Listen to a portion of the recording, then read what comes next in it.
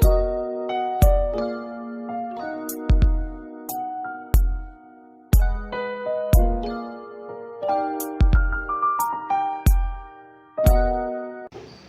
छात्रों, आज की छठी कक्षा की हिंदी तासिका में आप सभी का स्वागत है।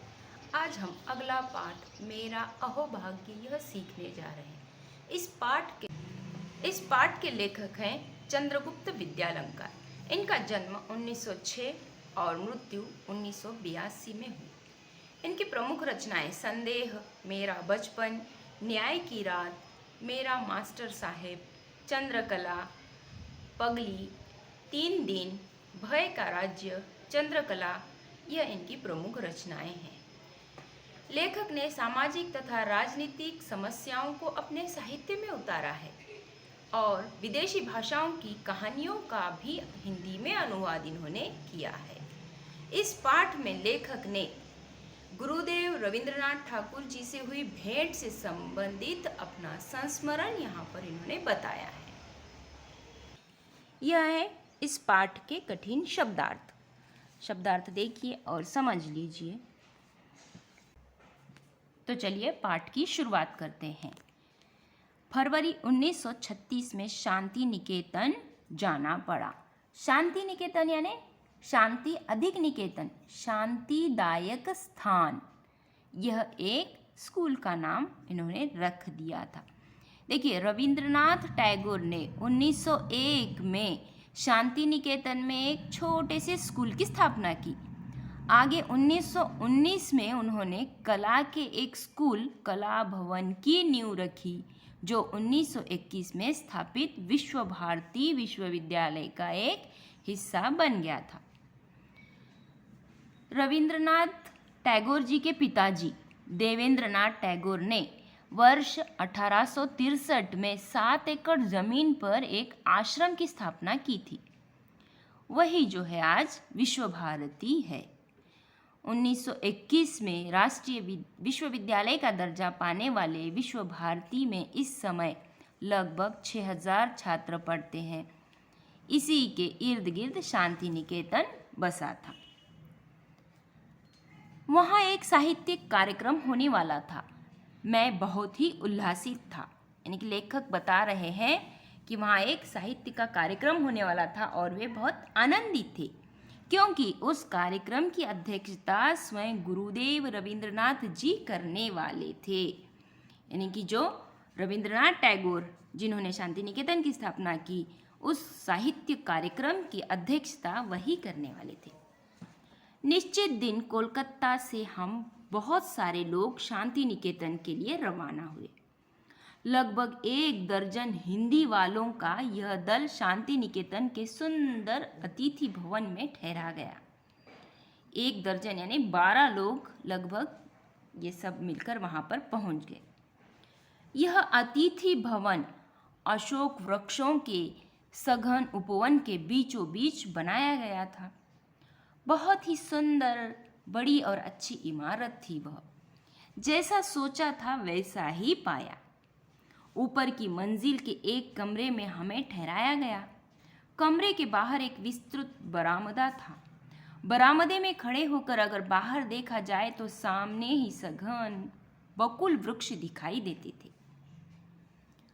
हमें दूसरे दिन प्रातःकाल ही बताया गया कि गुरुदेव जी का स्वास्थ्य ठीक नहीं है, अतः कार्यक्रम की बैठक में वे नहीं आ पाएंगे। मैं बहुत निराश हो गया। तथापि हमें जब यह मालूम पड़ा कि उनके डॉक्टर ने हम लोगों को केवल 15 मिनटों का समय दिया है, जिसमें गुरुदेव के दर्शन तथा उनके साथ संक्षिप्त वार्तालाप भी हो सकता है, तब हमारी खुशी का ठिकाना न रहा। हम बेसब्री से उस क्षण का इंतजार करने लगे। मध्याह्न के बाद गुरुदेव की भेंट हुई। करीब 4 बजे होंगे। मध्याह्न यानी दोपहर का समय। दोपहर के बाद करीब 4 बजे गुरुदेव जी के साथ लेखक और उनके साथियों की भेंट हुई। गुरुदेव की धारणा थी कि कुछ 2-3 आदमी ही होंगे, पर जब उन्होंने हम 14 जनों को देखा तो मजाक में उन्होंने कहा, अब मेरी क्षमता दरबार लगाने की नहीं रही, इस मकान में जगह की भी कमी है। फिर हम सबको गुरुदेव से परिचय कराया गया। बाद में वार्तालाप शुरू हुआ। चर्चा के दौरान गुरुदेव ने कहा, अब से 50 बरस पहले जब मैंने कहानियाँ लिखना शुरू किया था तो इस क्षेत्र में एक आधी आदमी आता था। मेरी प्रारंभिक कहानियों में ग्रामीण जीवन के संसर्ग का ही वर्णन है। उसके पहले इस तरह की कोई चीज़ बांग्ला भाषा में नहीं थी। मेरी कहानियों में ग्रामीण जनता की मनोवृत्ति के दर्शन होते हैं। उन कहानियों में कुछ ऐसी चीज़ है जो संसार के किसी भी देश के आदमी को भा सकती है, क्योंकि मनुष्य स्वभाव तो दुनिया में हर जगह एक सा ही है। गुरुदेव कुछ समय के लिए रुके, तभी अपने आप मेरे मुंह से निकल पड़ा, गुरुदेव, आपके मन में काबुली वाला इस कहानी का विचार कैसे आया?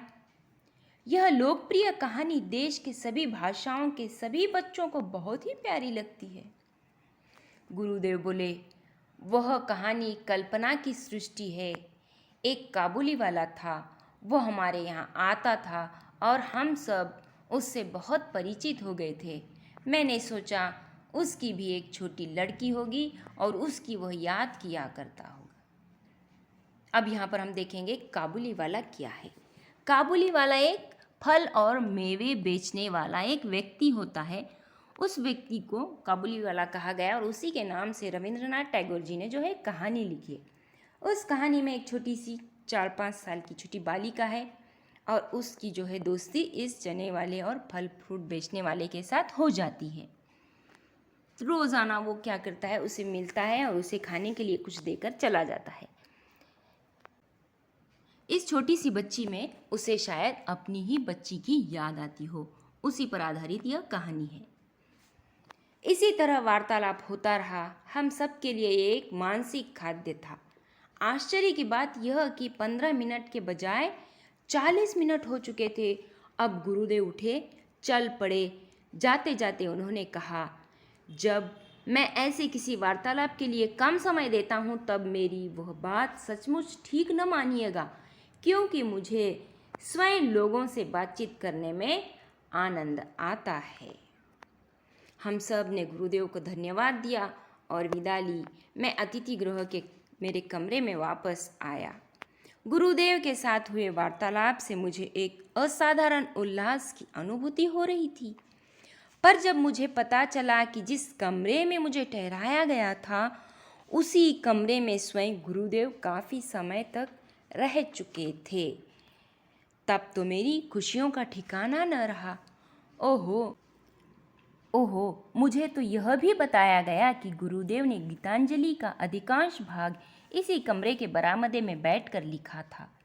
मैं सचमुच भाव विभोर हो उठा। क्या यह सच है? मेरा अहोभाग्य था कि मैं उसी कमरे में ठहरा था जिसमें नोबेल पुरस्कार प्राप्त गीतांजलि रची गई थी। अब यहाँ पर जो इस पाठ में लेखक ने हमें बताया है, अहोभाग्य यानी सौभाग्य, यानी कि खुशकिस्मती। अब इस पाठ के जरिए लेखक हमें इसे पाठ के साथ साथ हम संस्मरण भी कहेंगे, यानी कि पुरानी यादें, जो यादें हैं उन्होंने यहाँ हमें बताई है। तो इस संस्मरण में लेखक द्वारा गुरुदेव रविंद्रनाथ के साथ बिताए कुछ समय का वर्णन इसमें बताया है। लेखक का सौभाग्य है, यानी कि उनकी किस्मत है कि जहाँ पर रविंद्रनाथ टैगोर ने कमरे में रुककर कहानी लिखी थी और उसके साथ साथ गीतांजलि भी वहाँ पर रहकर उन्होंने लिखी थी, तो उसी कमरे में लेखक को भी ठहरने का सौभाग्य यानी कि अवसर मिला है, जहाँ बैठकर कवि ने रविंद्रनाथ टैगोर ने नोबेल पुरस्कार प्राप्त गीतांजलि की रचना भी की थी।